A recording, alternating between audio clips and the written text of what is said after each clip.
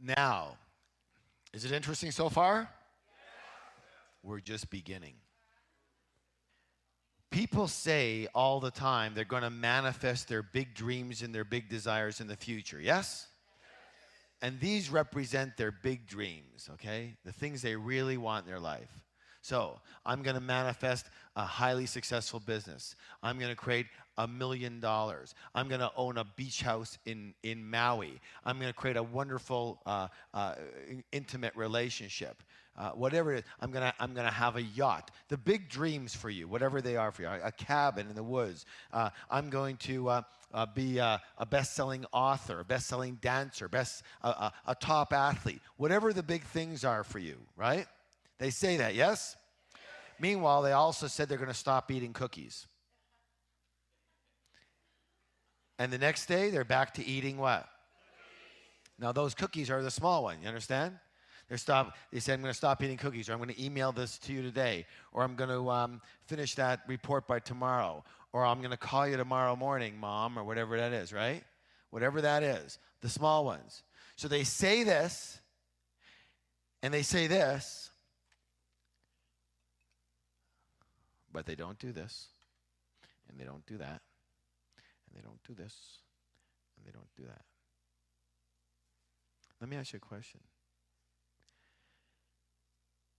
If you say all of this, and you can't even do the little ones, what makes you think you're going to do the big ones? Stop fooling yourself. You won't. You will never do these if you can't even do this. You can't take a step from there to here if you can't even take a step up to one step. You can't run a race in 20 seconds if you can't even run it in 25 seconds.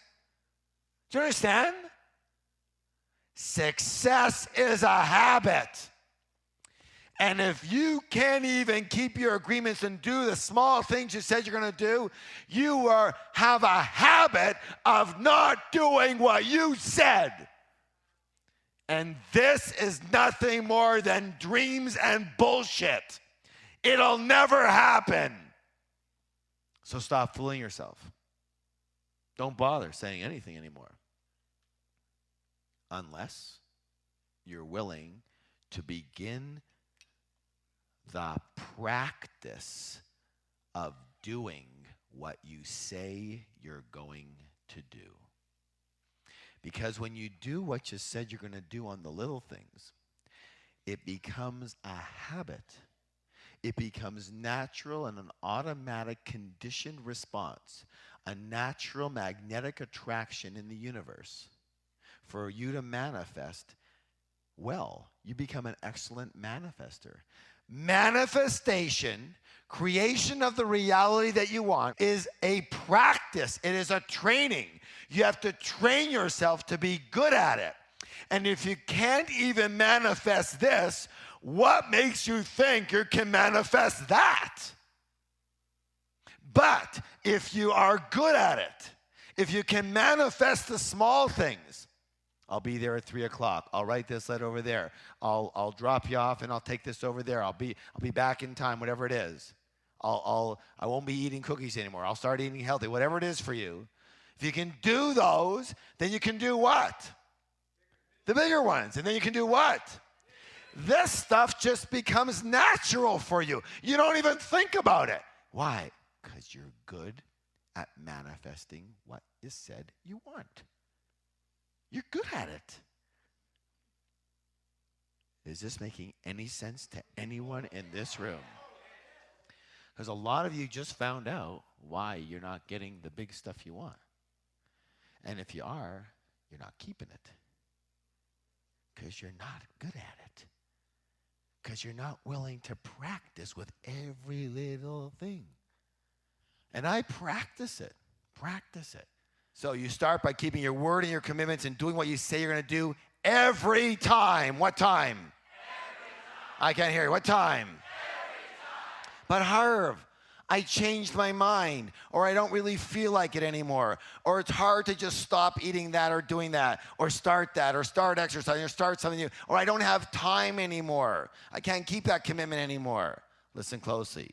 All of those are wimp words. All of those are nothing but mind frick. Don't listen to yourself. Simply say what? Thank you for... The enlightened warrior does not live by their mind and then the feelings that it produces. Those things change like the wind, yes or yes? And they cannot be trusted. Raise your hand if you have ever made a solid decision. You've thought about it for days, right? You went and took a walk and you said, okay, well, here's what I'm gonna do. Here's my alternatives. This is my choice. I'm gonna do it. I'm moving in that direction, yes? The day later, what happens? I don't know if this is the right thing. You call someone, you go, yeah, can we have a meeting that day? You're all excited, and they go, well, no, I can't meet you. Oh, God, I don't know if this is the right thing. Maybe this is a sign, you know.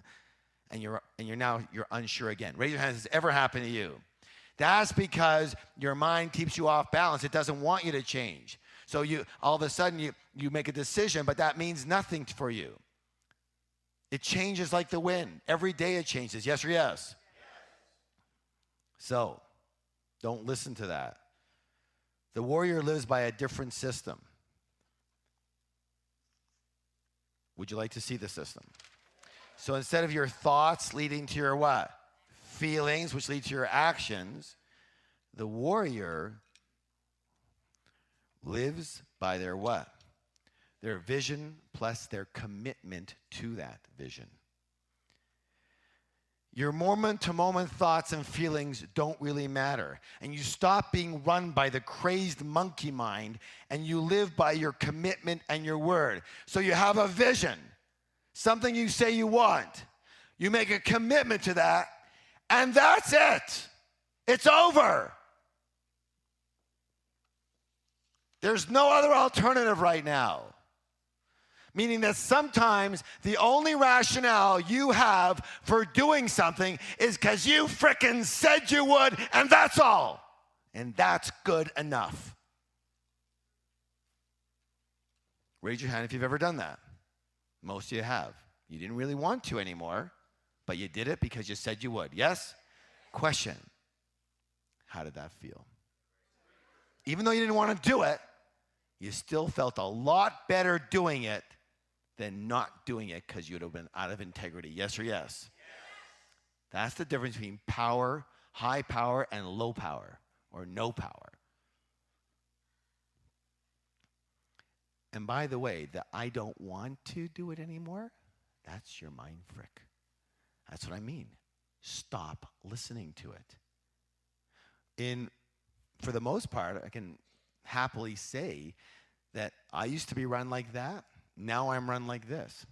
And guess what? The I don't want to, that doesn't come up much anymore. Because it knows I'm not going to listen. I don't buy into it, so it doesn't bother. It tries to get me in other ways now. Do you understand what I'm saying? But you have to practice this. Here's what I'm doing, here's what I want, and I'm committing to it, and it's over. It's going to happen. Finished. Now, sure, it might be inconvenient sometimes, and sure, it might be uncomfortable, and sometimes you're not in the mood, but again, you don't listen to your what? Your mind frick. And you do it because you said you would. And in the end, you're in integrity, and you hold your power, and you succeed in reaching the vision that you set out for. And then you have the right to choose a new objective and a new vision. Here's the problem. I'm going to nail almost half of you at least on why you're not nearly as successful as you'd like to be. Are you ready? You create this vision up here, and as I said, you've decided on it, and then what happens? You change your mind and create a new vision. Raise your hand if you know anybody like this at all. I want to share with you a conversation that I was blessed to be involved with. And it was about 9 years ago, maybe even 8 years ago. Raise your hand if you've heard of a fellow by the name of Robert Kiyosaki. He wrote a book called Rich Dad, Poor Dad. Wrote a book before that too, didn't do quite as well. But that was the one. Myself and Robert and a woman by the name of Marsha Martin at the time, she got married, who's a very, very big player in the success game and one of the kind of the original gurus when Warner Earhart and Est and all those guys came out. All right, she's one of their top trainers, and Robert wasn't doing very well. He was doing mediocre, but very up and down. And at the time I knew him, wasn't doing very well at all financially. And she said to him, we were having lunch there, and she said, he told her what was going on, and she says, well, Robert, don't you see it? And he goes, what? And she said, you are always coming out the side of everything you do. You never come up to the top. You always leave it or change it before you fully succeed at getting anywhere. Is this making any sense to anybody here? She says, what you want to do is you want to practice the art of success. You want to practice getting to the very top and coming out the very top of everything. And if you can practice being that kind of person, then everything will just naturally be like that, which is along the same lines as what we've been talking about. So Robert doesn't like too much pain, and he decided that he would listen to Marsha. And the next thing he did was he wrote a book called Rich Dad, Poor Dad. But before he did that, and had the right to do that, he started investing in real estate down in Arizona.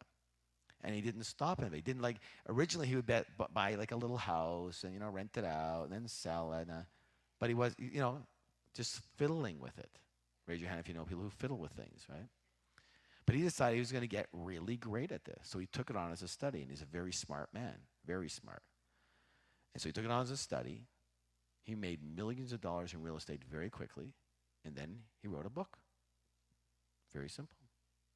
And his book and his real estate through the top, his book through the very top, and everything he does now goes through the top. And if you talk to Robert and you say, what were your secret to success? If he knows you understand it, he'll say, I choose to come out the top of everything I do.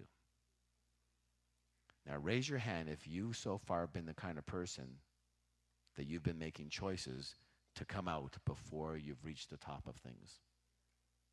You understand?